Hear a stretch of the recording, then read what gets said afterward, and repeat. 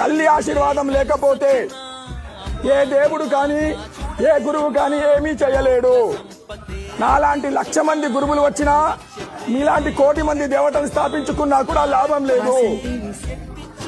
మనందరికీ మొట్టమొదటి కావాల్సింది, ఏ తల్లి అయితే నిన్ను 9 నెలలు కడుపులో మోసిందో, ఏ తండ్రి వీర్యంలో నుంచి నిన్ను లోపలికి తీసుకున్నదో, ఏ తల్లి అయితే తండ్రి వీర్యంలో నుంచి నిన్ను లోపలికి తీసుకున్నదో, 9 నెలలు కడుపులో మోసిందో, 1,00,000 సార్లు ఏ తల్లి అయితే మరణాన్ని మలమూత్రాల నుంచి తీసిందో, ఏ తల్లి అయితే నేను 1,00,000 సార్లు ఎరుగుతే ఉచ్చబోస్తే వామిటింగ్ చేస్తే తీసింది, ఆ 1,00,000 సార్లు ఏ తల్లి అయితే రక్తాన్ని కూడా పాలు చేసి తాపిందో, ఆ తల్లి ఆశీర్వాదం లేకపోతే ఈ ప్రపంచంలో మనము బతికి కూడా జీవించి కూడా లాభం లేదు.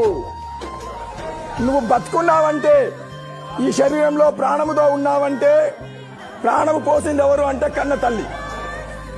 అందుకోసమని తల్లి మాతృదేవో భవ పితృదేవో భవ, తల్లిదండ్రుల ఆశీర్వాదం లేకపోతే గురువులు కానీ దేవుడు కానీ ఏమీ చేయలేడు. కనుక